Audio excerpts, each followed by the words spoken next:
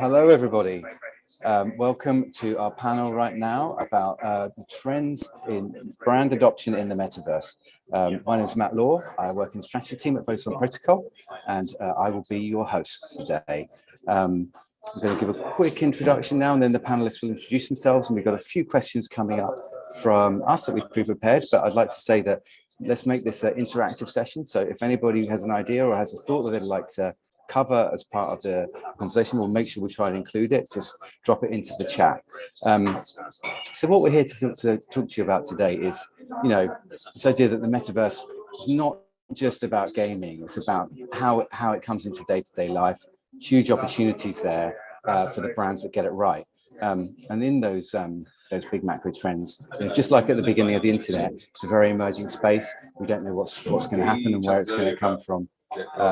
And how that impacts on our daily lives, especially for brands, is such an interesting place.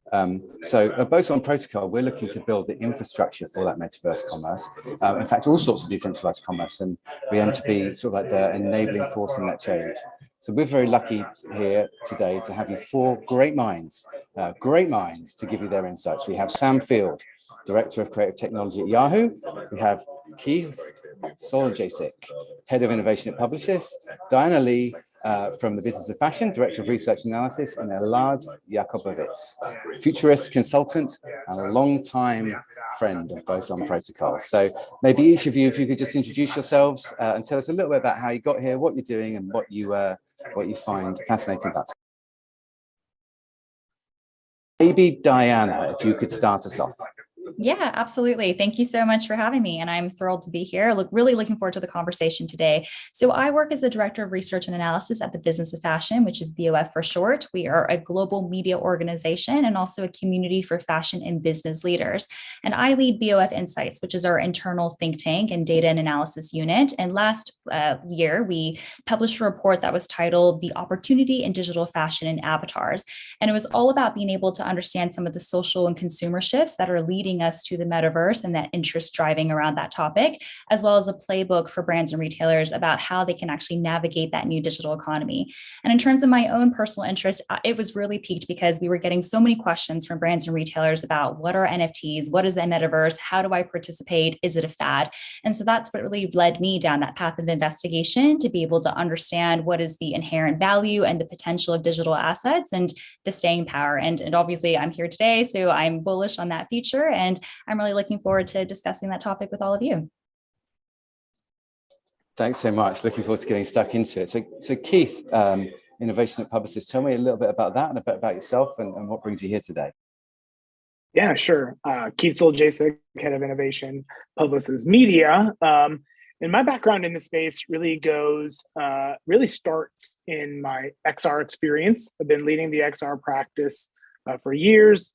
Here, working with brands such as Volvo and American Express and Whirlpool on building immersive experiences, and moving into the space where we're going to move out of the 2D internet into the 3D internet, and really been a crypto investor myself since back in 2017. And in early 2020, my best friend in the world bought his first CryptoPunk for the ETH equivalent of around $250, and told me I needed to grab one for myself. I kick myself still to this day that I didn't listen to him in early 2020, but towards the end of 2020, the light really went on around NBA Top Shot and the possibility of utilizing the blockchain to secure ownership over digital assets. So having then joined the CryptoPunks Discord and getting my effectively master's degree in crypto and blockchain and NFTs there, connecting with some of the OGs in the space, Tony Herrera, G Money, Justin Aversano, and trading this knowledge with them on immersive technologies and NFTs, it all kind of crystallized that this was really going to be the future of brand experience. And so spent the better part of 2021 building out that practice. And as we move now into 2022, and brands are highly interested in learning about the space, in testing in the space, and figuring out where their place is in the metaverse, is where we're consulting with brands now to plot the road ahead. Awesome. And Sam, working at Yahoo, and I know they've been very, very active there as a sort of an innovator. Tell us a little bit about your story and how you come here today. Yeah, so I work for, so I'm Director of Creative Technology for Yahoo Riot Studios, who are Yahoo's creative and innovation agency. And if you look at Yahoo Studios, so Riot Studios, all the way back to when they were the founding team that launched back in 2006, were building VR cameras and 360 cameras by sticking GoPros on balls and stitching the footage together manually and putting people in disaster zones to drive action. So we've always kind of operated at this intersection between storytelling and technology. And the team that I run helps our clients and our brands and our own business to embrace emerging tech. So whether that's XR, virtual production, gaming, increasingly Web3 and the Metaverse. So we're really interested in how we can help brands with their storytelling. We've invested heavily. It's interesting hearing Keith talk there, very much that journey from 2D to 3D. Being part owned by Verizon, we've always got that kind of lens about how connectivity is going to transform the way we consume content and the way that we consume brand experiences.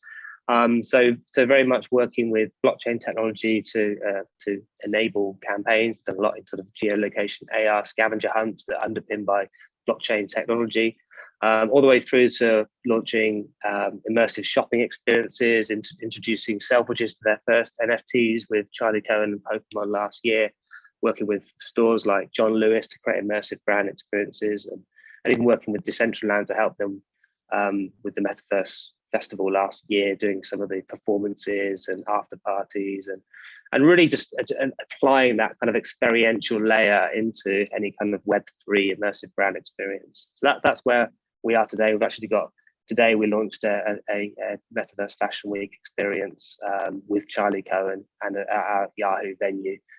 So that's one of the reasons that I'm here today. It's good to be here. Get the plug in early. Well done. Thanks, Sam. Looking forward to chatting more. And Elad, nice to have you back with us. Obviously a long-time friend and advocate and supporter and advisor to the Boson project. Just, I guess for everybody else, that maybe give our listeners, our viewers, a brief intro to you and what you're up to. Sure. Thanks, Matt. So Elad Yakobowicz here. Glad to be here as well. I operate as a consultant in the field on NFT and Metaverse strategy. And so been working with Boson for a very long time. And the way that I actually got into blockchain was through CryptoKitties. That was my gateway drug. That was around 2018, end of 2018. And the appeal in it for me and what I recognized in blockchain in general was just viewing it as a long-term gamer, right? So I grew up on the virtual economy for the late 1990s and early 2000s, which could be considered gray market at best, right? Like doing it through eBay and IRC and whatever at the time. But the point is that it blew me away because it gave me an immediate taste of what it would look like where we have actual true ownership over digital goods. And that changed my entire perspective on many things. And honestly, I've been doing very little else ever since. My first professional baptism of fire, if you want to call it that, was working with the Upland team. It's just gone on from there. I'm very involved in many different projects. Some people know me through my Twitter persona. Others know me through my in real life persona, mostly through LinkedIn. I think that's where Keith probably knows me best from, where he knows that I'm often fighting an uphill battle and I have no problem with that whatsoever. But yeah, I'm just glad to be here. And I'm really interested in how blockchain and through it, the ownership over digital goods and how we can use that and how we can manage it affects our lives, like on the day-to-day level, right? As a society, it affects our thought in what we perceive as more significant all of a sudden in our lives, right? Digital goods that all of a sudden matter. And yeah, I like talking about that. That's what interests me. And a lot of that also goes into, I guess, what we're going to be talking about today.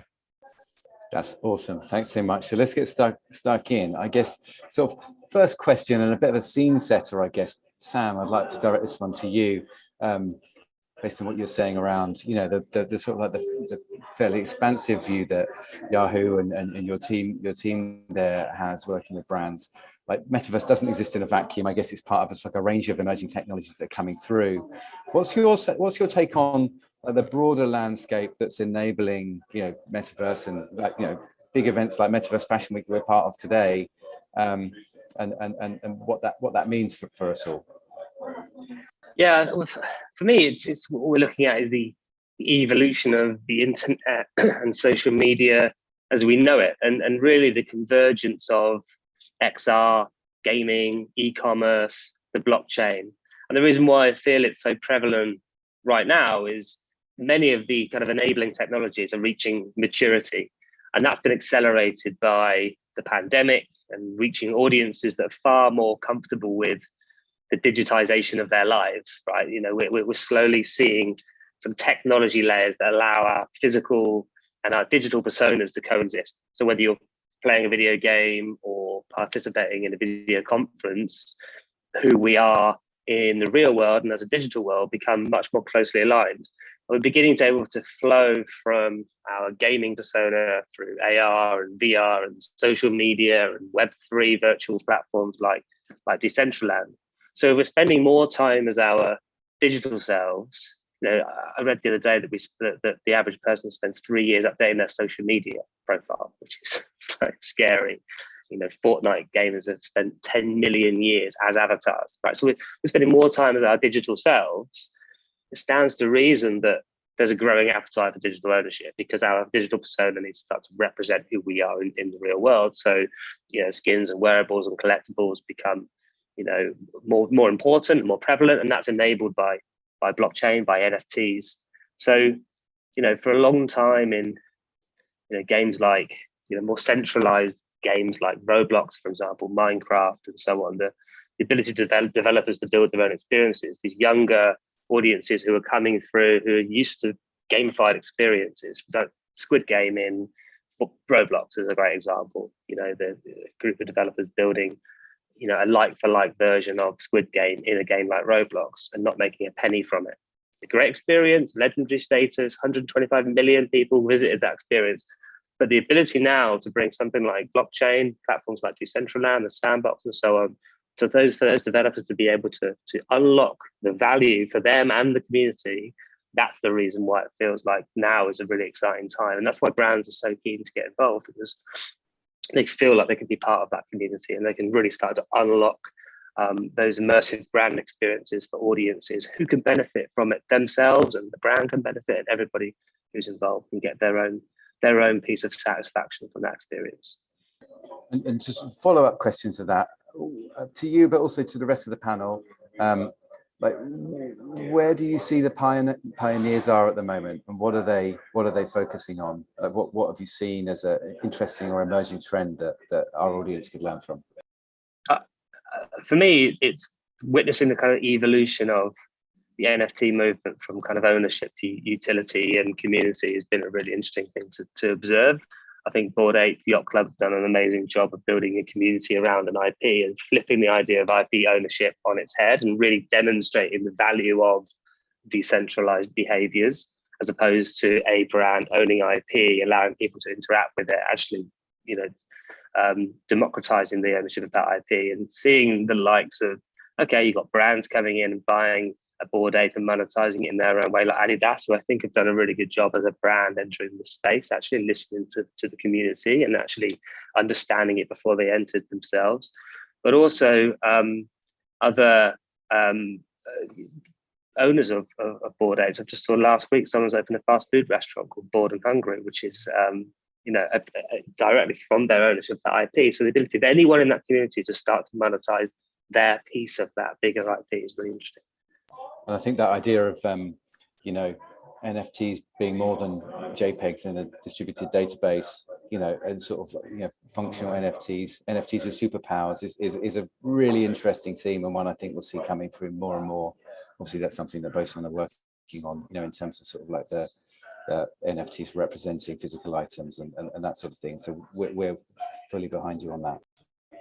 Okay, And Matt, I would add something to that as well, which is if you just think of an example of the Hundreds, which is a skateboarding company, and the fact that they're using the NFTs as a channel of communication between themselves and their actual customers, and that they're giving their customers a royalty on the images that they own in the NFT. So that's just another use case, and we're going to continue to see these use cases pop up, but it is a very exciting and something to keep an eye out on.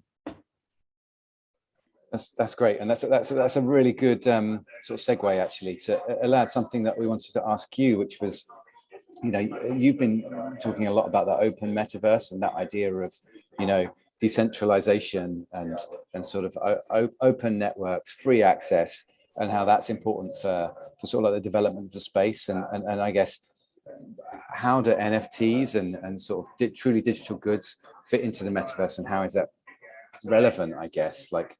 And I'm interested in that and your view on like what that means for, you know, brands and others who are interested in commercial opportunities in the space. Okay, so I think Sam actually gave me like a really good setup here. So thanks for the layup on this one, I guess. Let's see if I can slam dunk it. The whole notion, right? So the NFTs, when we're talking about open metaverse, what does that mean? Like open as opposed to what? So there's the open metaverse, and then there's what's come to be known as the closed garden, right? The open metaverse utilizes blockchain to decentralize certain things and or to provide users with ownership over certain things.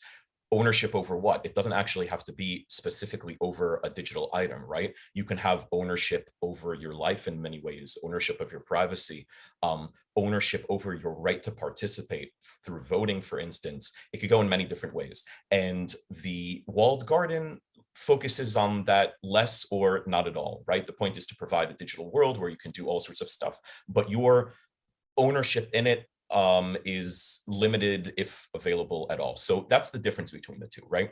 When we use NFTs, or when we're talking about NFTs, that's just one of the mechanisms on the blockchain of being able to accomplish those things. So voting, participation, ownership, and so on and so forth. I think that in terms of the superpowers that NFTs give us, you have like what the NFT will do for you, right? That's one type of superpower. So that's how you use the NFTs. But I think also the NFTs themselves are evolving on the technological level. So you've got companies doing like insane, ridiculous things with NFTs these days. I think like Phantasma has something they're calling NFTs now, like intelligent NFTs. You've got charged particles, which lets you load NFTs with other NFTs. You've got there was a project that did like randomly generated VR rooms inside an NFT, so that like you get it, you mint it, and then it's actually you can access it in Oculus Quest, and it's crazy. Everything in the room is randomly generated, including the music. And you can even take that to far crazier, you know, places such as like, I don't know, instances of operating systems inside an NFT. Think of that like very like Doctor Strange, right? A world within a world within a world, and the possibilities of that are endless. But let's bring it back to like practical terms, right? So brands and companies and such, what is their place, and in my opinion, how should they be using the open metaverse? I think that it's probably a combination of two things. So for now, you do have many companies and many brands that are doing more experimental stuff, right? Though I think that a lot of it is starting out with just activation and engagement of your audience and of your users and of your collectors or your community of buyers, right, and fans of your brand. And that's excellent, right? That's a fantastic way to use it. And there are many platforms these days that make it so user friendly to mint NFTs, to do things with NFTs, and I am 1000% for that, right? However, I think that if brands would limit themselves to that, they're losing a lot of like the potential here. And the missing potential is actually in the infrastructure. So I would like to see brands using infrastructure of the open metaverse to provide that extra added stuff that we were talking about before, right? Maybe giving their fans the ability to participate, right? And maybe producing a certain line or taking participation in some other way. They can also use it for other things like, for example, supply chain is a classic use case for blockchain, right? And a very good one. The digital pairing of items, which you mentioned, Matt, yourself, that Boson is also working on. really the possibilities are endless. But so long as the technology is being used in a deeper way, I think that that is, at a high level, how brands should be using the open metaverse, in addition to instead of just, the simple direct engagement type of stuff. That's in my opinion. Awesome. Thanks a lot for that. Diana, so you've been with us before and you gave some great content and thoughts last time we were together. I was taken by your sort of sense of the future of digital fashion, why that's an interesting trend, and sort of in the context, I suppose, of some of what Elad was just talking about there. What opportunities do you see for sort of how brands can approach the space and think about digital economy, metaverse, new types of realities, and your sense of that? Thank you. Sure thing. Thank you for the warm welcome. And I am thrilled to be back. So thanks for that. I really like your question. There's a lot to unpack there. So if we look at the metaverse, what is really exciting about it now is that there isn't a singular vision for how it will ultimately look and feel and what the designs will be. So what that means for brands and creators is that they're actually working with a blank slate and they're not constrained by the same kind of physical limitations that we'd have in the real world. And that's why you have these design items that are shooting out sparks, or they're changing colors, or they defy gravity. And so really the limit is the extent of the imagination of those brands and those creators. And there's not going to be one right way or wrong way or even a formula for brands and retailers to follow, because the reality is that it is such a novel field and it's really about experimentation right now. And what I think even from the outset, even in these early days, what we can see is that the metaverse is not going to be a carbon copy of the physical world. So there's a lot to play with, but it is important to actually start embarking on that journey in order to be able to understand what works well with the brand values and how to actually parlay that into the new environment. So I'm coming from the fashion perspective, but I think these 3 guidelines are actually generalizable for a lot of other companies. The first is that the digital environment is getting better and better every single year in terms of the fidelity and the quality and how engaging that is. And so in terms of what that means technologically, as well as what's possible, there are things that brands can do today that weren't in that realm beforehand. And so it's also going to attract a new consumer base that probably wasn't within that wheelhouse before. And so brands will also need to think about their acquisition and retention strategies. The second thing is that with new tools like NFTs and blockchain, there's the potential to actually monetize, because you can now manage and create digital scarcity for the first time ever. And that is exciting for brands because now they have a new revenue model and they can monetize in a different way. And the last thing I want to talk about is actually something that Sam alluded to earlier, which is just about how much time people spend in these virtual worlds and how digital identities and concepts like digital ownership become more important. So I work for BOF Insights, and in our report that we released, we had actually surveyed a community that was drawn from dress, sex, and the fabricant. So these are very digitally savvy individuals that are already existing or the potential customers of digital fashion. And what we learned and what we heard from those individuals is that they actually care more about the digital items that their avatars are wearing more than the avatars themselves. So this is a phenomenal opportunity for brands, because essentially what it means is that those consumers are asking for someone to step in and help them create and curate the digital items that will help them define those new digital identities in a way that is very meaningful to them. Thanks. That's really, really interesting. And it sort of makes me think of what I think it was Sam you mentioned earlier around this sort of convergence of the real and the digital into sort of your personality existing in IRL, in meat space, if you like, the metaverse and the metaverse, for if you don't mind me saying that. And I think sort of how can brands look at one person that exists across 2 realms, if you like. Keith, you obviously consult with and advise some of the world's biggest brands within publicist media, and I'm interested in how do they look at this space in terms of hype versus opportunity, and what do you see as being things that cut through that into strategic potential that people are seeing today and could see more of in the future? Well, we're in the hype business, so we don't want to lose out on that part entirely. But hype is awareness, and on the backside of that hype is where the really impactful connections are made. But really, in all seriousness, brands have all different levels of understanding and familiarity with the foundational technologies powering Web3, but it's helpful to understand that Web3 brand experiences are in beta right now too. We're learning. So at Publicis Group, we spent the better part of 2021, now into 2022, educating brands on how they can utilize NFTs to provide exclusive access, the utility, maybe a little bit of fun too, that's okay, but educate them on how the metaverse itself, though, has the power to reinvent that customer experience, where the consumer's at the core. And that core of that personalized experience, a personalized view of the metaverse themselves, it's powered by those NFTs that you own. So we see the future and we counsel brands on a future where everyone's view of the metaverse itself is of their own virtual world. It's highly customized, personalized to their own tastes, and the preferences are powered by that real-time rendered environment, the AI agents that inhabit this world, the social inhabitants that are in this world, and ultimately those NFTs that are in your wallet. That's an incredibly powerful brand experience that we're evolving into. But really just learning about that tech itself, that only covers part of the equation of the metaverse and Web3. We're helping brands understand that this is a cultural shift as well. It's happening alongside the rise of Web3. It's happening quickly. And there's a growing contingency of people out there, many of whom are watching right now, that prefer to use, they've made their personal decision and they want to store their wealth in crypto and NFTs.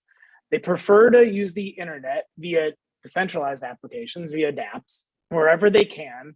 That's a key component, and choose the brands that enable that type of experience. So brands that are leaning into Web3 are connecting with folks in Web3. So really, brands can't strategically afford to sit on the sidelines. They can't ignore this powerful and growing contingency of you all, us all, I should say. And so our Publicis Media content and innovation team specifically is incubating those strategic partnerships with the DAOs and the communities and the platforms and the Boson Protocols of the world that are going to power the future of the web. We've got to build the bridges to connect the two to the brands we work with. And but really, this is a multi-year process, okay? And we're helping them to build agile roadmaps that unlock that growth. But agile is the key component here. These are going to change over the next year, 3 years, 5 years. And at Publicis Group, we have 75,000 employees around the world, but specifically hundreds and hundreds of strategists, excuse me, hundreds and hundreds of strategists, creatives, technologists that already intimately understand Web3. They understand this space. And we're applying that knowledge to build alongside our client partners. So we're already a giant Web3 organization through this power of one, where we're all working together globally. And we flex that capability, bringing the best talents from around the world together, develop our biggest metaverse experiences alongside our brand and our client partners like Samsung, and developing 837X. And I think that's such a great example of what the entirety of Web3 can represent right now. And I am going to do the nod out to the Samsung experience that's happening right now in Decentraland. It's the you make it experience. You can go visit 837X. And as you go through our metaverse world and the creative decisions you make along the way, as you're learning about the Samsung brand and its pillars of sustainability and connectivity and personalization, the choices you make along the way are going to power the NFT that is minted for you. So we're using generative art and consumer input and UGC and immersive experiences to bring this entire Web3 experience together in a decentralized metaverse world in Decentraland. So we see that proliferating quite a bit. Awesome. Thanks, Keith. And yeah, make sure to check that out this week. So Sam, so Yahoo's a stalwart through all the generations of the internet revolution, I guess. And I guess it's sort of seen all of that since the beginning. And I'm interested in your take on, or what you can share about Yahoo's sort of strategy in the metaverse, and how you and your team think this is going to change what aspects of our lives, or all of our life over time, maybe. But yeah, tell me a little bit about Yahoo and. So, I mean, Yahoo's evolved and changed over many years, various acquisitions and mergers and so on. Really, Yahoo at its core now is an advertiser ecosystem. It's you know, an SSP, a DSP, an ad network, a publisher, and all of those things combined, and still reaches almost 1 billion people globally. And really, the biggest commitment is harnessing. I think the biggest consolidation of all of the DSPs right now has been about harnessing emerging channels for advertisers and client base. So offering a suite of opportunities for brands to reach audiences at scale, whether that is traditional video and display or emerging channels, digital out of home, connected TV, digital audio, AR, VR, in-game. We partner with companies like Xbox and Microsoft, Apple News, Samsung Update. So my team's role within Yahoo Riot Studios is helping brands to embrace emerging technology in their brand storytelling, supported by our broader ecosystem. So part of our role is to be stress testing and creating proof of concepts, creating brand experiences in this space, and then reporting back on the opportunities to go forward. I know there's a team out of APAC who's working on NFT marketplace strategies, to thinking about how that could be potentially integrated into things like Yahoo Mail. There's really interesting sort of, Yahoo Mail is a great source of first-party data, which is going to become more and more important as we move to a cookieless world. So understanding, who are those audiences that are going to be signing up for blockchain wallets? How many people in the general public already have blockchain wallets, and how many are likely to be signing up over the coming weeks, months, years? So kind of, what we're doing at the moment is working with our existing client base to understand, okay, well, where are they on their journey towards this new kind of metaverse Web3 place, and how can they take their first steps, still delivering more familiar brand metrics? So a good example is the Monkey Shoulder after party that we did for the Metaverse Festival with Decentralized back in October. So we had a 45-minute DJ set shot here in Holborn in our motion capture stage, streamed out into a custom-made after party venue with wearables and so on. And the majority of views of that content were outside of Decentraland across our ad network, popping up in native and pre-roll and social and everything else. And we could attach lots of kind of brand metrics to that and more familiar kind of ROI and research studies on message association, brand awareness, recall. But at the same time, it gave them a real great insight into how do they show up as a whiskey brand in the metaverse without necessarily having visible products. Obviously, Boson can help fulfill that side of things now as well. So I think that for us, it's that journey, supporting our clients on their journey while laying the foundations ourselves and supporting lots of emerging businesses. We are a very collaborative company. We want to support up and coming startups, scale ups. Charlie Cohen, we've been working with for a long time now, and she's got a great line into the Web3 community. We want to support those types of businesses. So it's quite mixed in terms of the overarching strategy. You touched on something interesting there, Sam, and I just want to ask the whole panel. Anushka Bhargava, thank you very much for your question in the chat, and it sort of touches on sort of potential addressable market size and audience and adoption and user experience. Some of these things, some of the knotty things that we sort of forget about or try to forget about when we're thinking about the hype factory. But what's your view about how we address that challenge of, say, getting users on board, with the idea of digital ownership, in the metaverse, that kind of, there's sort of there's the how as well as the why, and I'm interested in sort of anyone's experience there on sort of actually doing the do with bringing new people into the space. Yeah, I can give an example if you want, unless someone else wants to go.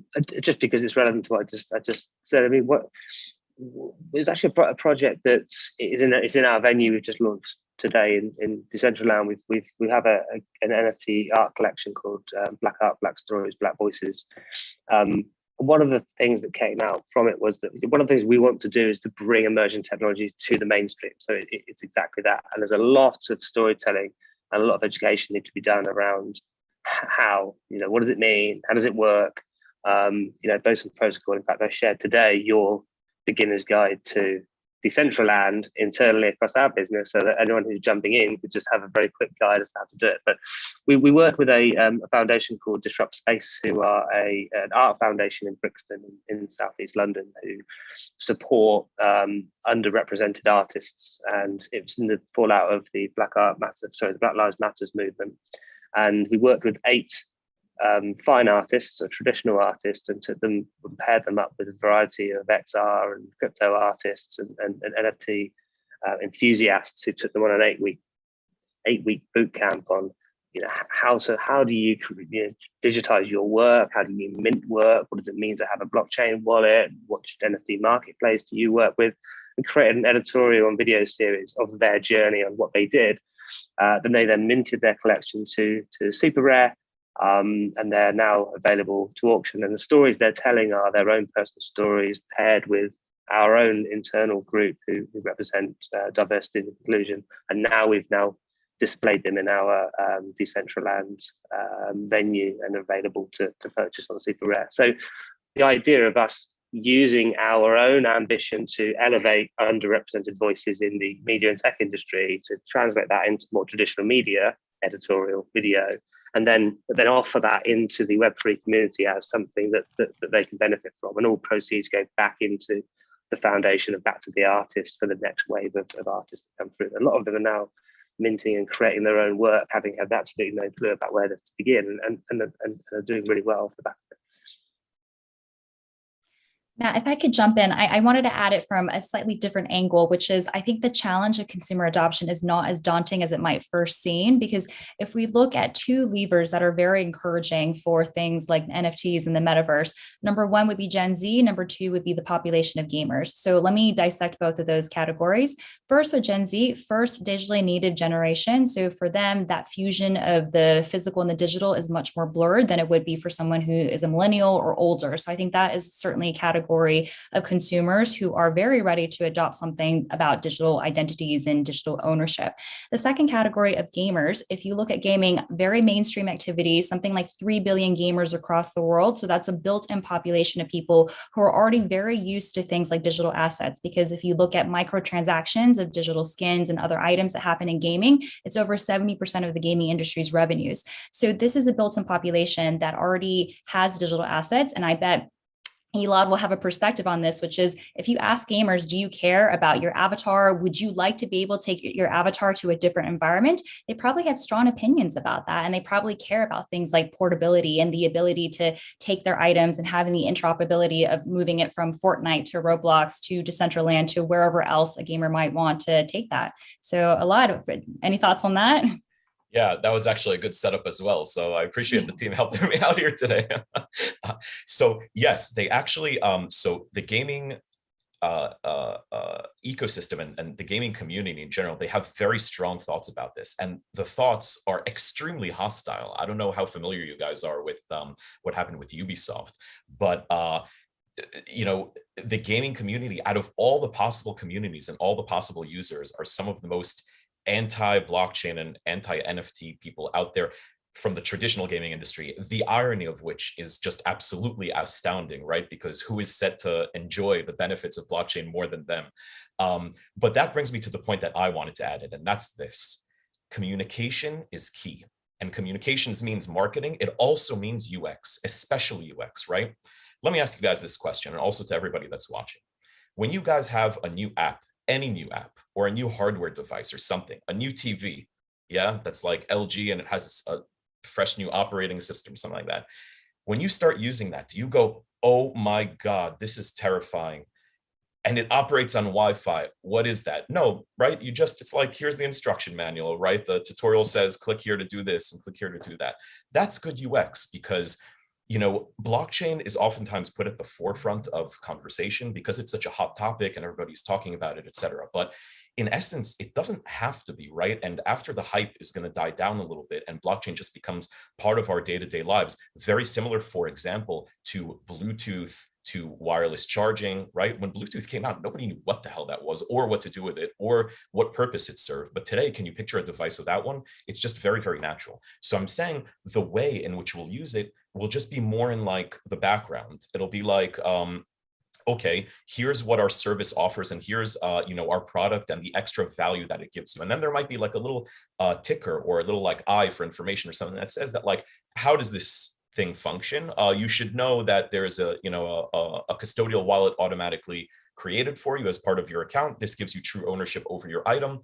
Here is a link to instructions on how you can export that if you want to use an external digital wallet or a cold hardware wallet or something of that nature. But I'm saying that the way that you communicate things is extremely important for onboarding new individuals. Another example that I can give you is from my time working at Upland. So they were always mainstream first. And this was in like 2019, way before the current mainstream boom, right? So imagine the numbers of people who also had no idea about blockchain, and that was their first time discovering it or finding out about it and trying to understand its value. The communications that we had to incur there and that we had to develop really had to do exactly with that, with onboarding people who might have no idea what it is, might be intimidated by what it is, but at the same time need to understand the value that it's giving them, right? And the added benefits so that they can continue enjoying it and using it properly. And it's not, I'm not going to say that it's an easy thing to do, but it's very, very possible. And if you learn like the secret sauce that you develop for yourself, right? For each brand and for each product, depending on its value proposition, it's going to be a little bit different. But if you figure it out and you learn how to communicate to your collective of users or of fans or of buyers, customers, etc., then I think that it's possible to onboard people fairly easily to blockchain activity or to blockchain powered products today, yesterday. It's not like an impossible task. Oh, go on, Keith. Sorry, I was going to say NBA Top Shot did that really well. Well, they said they'd never ever talk about blockchain or NFTs. They only ever talk about basketball. And if you know about basketball, you do well. If you know about blockchain but don't know about basketball, you won't do well. Sorry, Keith. Oh no! In user experience, like Elad mentioned, such a critical component to bridging that education. We're used to brands are used to communicating through text and video, and we've been doing that for such a long time. So now we're moving into this age where you'll interact with brands in their virtual embodiment, and in the brand itself and the products that they offer. And so the marketers that evolved and enabled the physical retail powered by digital experiences, they seem to be in the prime position right now to lift and shift that model into the metaverse, make them operate seamlessly between the two, and then utilizing NFTs as the digital skeleton key to unlock that capability. It goes way beyond just digital art. And really, that's not hard to understand. That's not hard to understand. You look at the Nikes of the world, right? Who are doing this very much so already. But the brands that skipped the Web 2.0 digital transformation cycle, they're exponentially behind their competitors right now. The pandemic exposed that, and they're really not ready for that wholly digital world. So as we move into this now new user experience model, brands that are behind are going to have to catch up, and they're going to have to catch up very quickly, or they'll be completely left behind in Web3. So that's a great shift now to, I guess, the last part of the conversation that I'd like to do, which is sort of, we've thought about where are we now, how is stuff happening today. I want to look ahead, and maybe Diana, I'm interested in, obviously we're all interested in Metaverse Fashion Week and sort of like this kind of like sort of fizzy sense of potential that we're all sort of seeing with all the stuff that's going on this week. Think ahead to 5 years time and the sort of things that we'll be doing then. Do you have a view from your sort of your perspective and the insight and the research you've been developing on what that might look like? Yeah, sure. And first, I just want to say congratulations to everybody that has been involved in pulling off the first ever Metaverse Fashion Week. I mean, it's an incredible coup to have that scale of execution and all the marketing and the furore that's been around this very high profile event. So it's an excellent job there. In terms of, 5 years, I don't know if it'll be in 5, but certainly less than 10. I'd imagine that perhaps there will be no distinction between a physical fashion week that might be happening in Milan or Paris or New York City reality versus a metaverse one. It might just actually be a fusion of the two. And I think we can very much see the potential for that. So from the research from BOF Insights, I thought what was really relevant to the conversation right now is that we had actually surveyed the whole of the US population, and we looked at Gen Z to Gen X, and we asked about their behavior in terms of accessing a virtual world. And so we used a very broad definition. A virtual world could be a gaming environment like Roblox. It could be a metaverse type environment like Second Life or Decentraland or Sandbox. And we asked them about their behaviors in terms of accessing it during the pandemic, and it compared to how they were accessing virtual worlds before. So no surprise here is that 50% of the respondents said that they spent more time within the virtual world. And this makes sense because a lot of things were shut down during the pandemic. But what was more interesting is that we asked the same question, asking, okay, envision 12 months from now when the world is exiting out of the pandemic and things are starting to open back up, restrictions are dying away, what's going on? And we asked them about their accessing of virtual worlds in that kind of hypothetical scenario. And what we learned is that a third of respondents still said that they would spend more time in a virtual world. So that leads me to conclude there are two things going on. So A, there are habits that were formed during the pandemic that are sticky. So this is very good for things like the digital environment. And B is that there is actually very compelling content in these virtual worlds that's really giving the real world initiatives a run for their money. So that to me is a bellwether that events like the Metaverse Fashion Week, there's going to be a time and place for that. In terms of how it's going to evolve, I'm confident that there will be some sort of fusion of the physical and digital in order to answer to the changing consumer needs and preferences. Great. And Keith, I'm interested in your perspective on this sort of looking ahead. Do you see that brands are appreciating that, Metaverse isn't sort of like these kind of gaming, virtual world game environments, and it's actually sort of like the real world and digital world sort of coming together and connecting, and it's sort of like this invisible mesh, I guess. I guess thinking, maybe now it's time for me to do my plug. Our core proposition is about linking the virtual and the physical, the metaverse and the universe, and sort of like that. So that's a big part of what we're interested in, sort of connecting truly digital experiences, truly digital goods with the physical reality, and and moving fluidly between the two. I mean, is that sort of that broader potential economy or cultural shift like something that clients are sort of grokking today? Well, we've got clients that are incredibly savvy in this space, recognize the importance of bridging the physical and the digital world. We've got clients and brands we work with that are still understanding how this is going to be possible, because certainly not every brand does have a physical embodiment of their product or service. And what does that mean for virtualizing the real world into the digital world? So, of course, fashion and apparel lead the way here. It's the foundation for our individual self-expression. We've got ground to make up, though, on understanding how we can engage and participate, how brands can engage and participate in the metaverse experience, unlocking real world benefit. I'd look to an example, a best-in-class example, like Macy's. Macy's is a legacy brand. They understood they needed a breakthrough way to connect with consumers and change the conversation of what a retailer can be in the metaverse. So we partnered with them to drop the first ever brand 10K collection, although it was 9,500 in celebration of their 95th anniversary, with the Thanksgiving Day parade launch on Suite.io. They're free to claim. Lots of people claim them as their first NFTs, which we were really excited about on the Suite Marketplace. But really what resonated with the token holders was that bridge of the physical and digital and the ESG component that came along with it. So they're minted on the eco-friendly Polygon blockchain. That has an impact in the real world.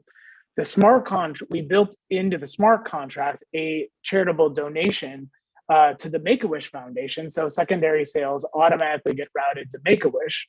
And now that we have 9,500 token holders out in the world, we're looking at how we can now bring that back to a gamification of their experience. So what is that access and utility being a token holder unlock for them in the metaverse world?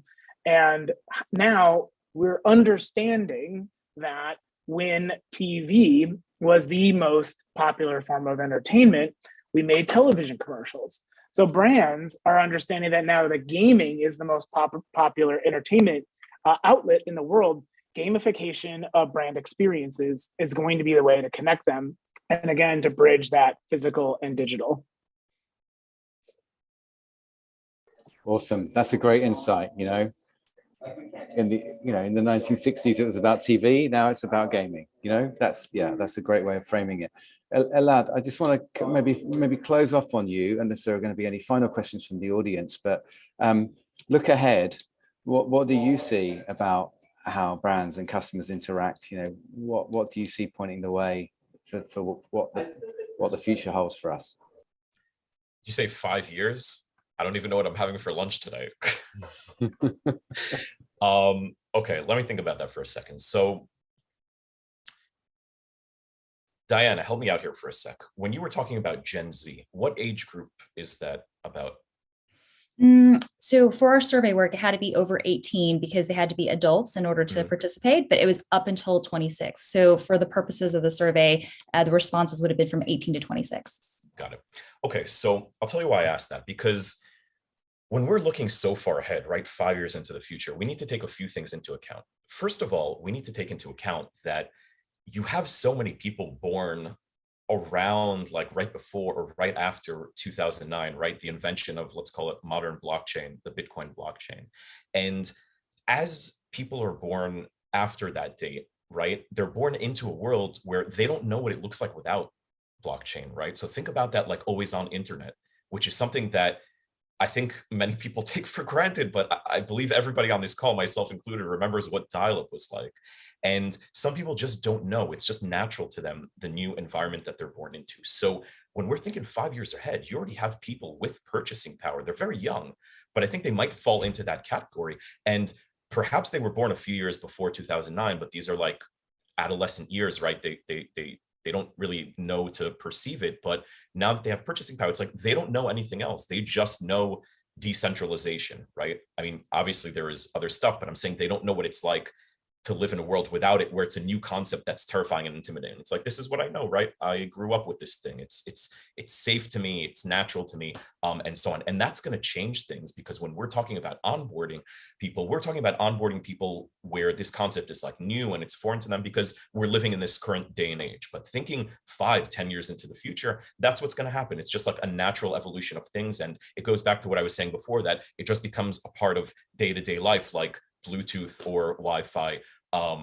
etc. So when that happens, I think that, and by the way, I don't think it's going to take 10 years. And I think we'll start seeing that, even before 5 years, just at the rate that things are going, because we also have to take into consideration the concept of disruptive technology. And this is why it's hard to forecast these things, right? So disruptive tech, like some of the ones that we mentioned, they change us as a society, right? They change the way that we function on like an anthropological level. When we're looking down the road, what's important to understand about this industry is that disruptive stuff is coming out all the time, right? Every time a platform does something new and innovative with blockchain, with NFTs, or inside the open metaverse, that's disruptive, and it changes everything, the whole way that we operate all over again. That's happening continuously.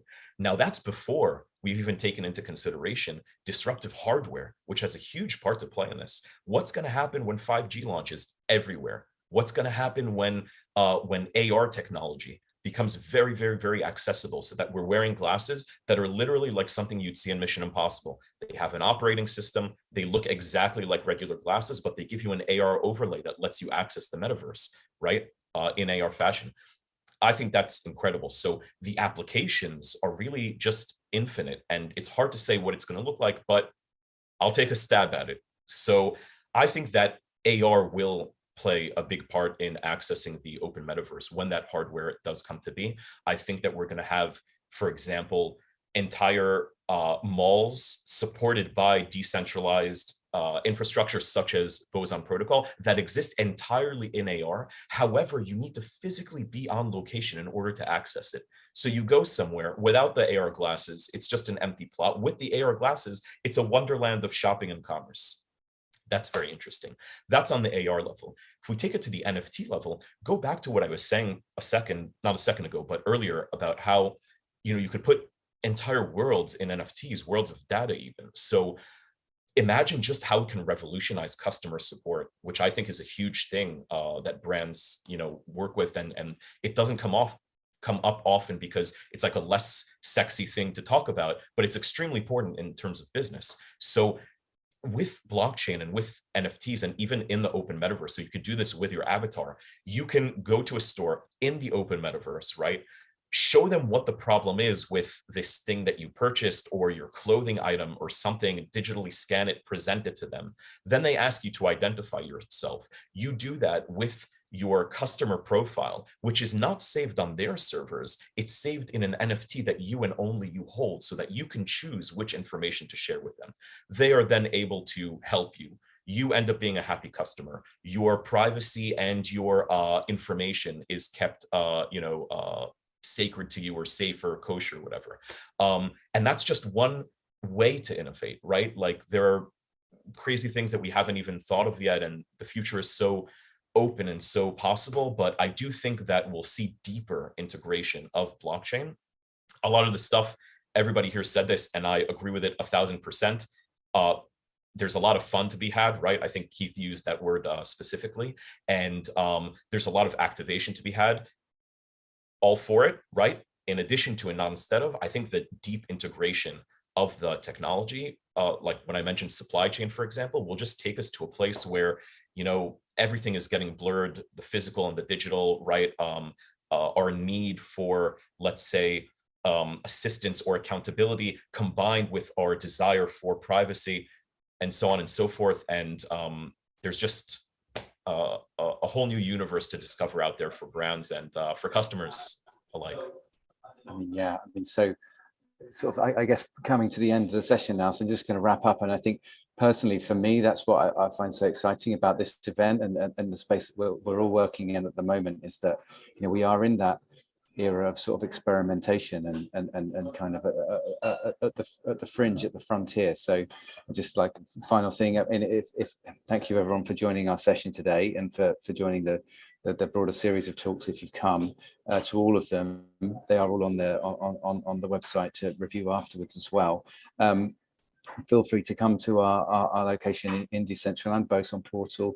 We've got a series of digiphysical collections that are launched today. There's Tommy Hilfiger, Deadfellas, Van Gang, Asians, a whole load of a whole street just in our location, and then more broadly across the space. You heard from the guys at Publicis and Yahoo and many others who have launched experiences here. So come and get stuck in, come and get involved. We'd love to see you again. Thanks very much for joining. Thank you.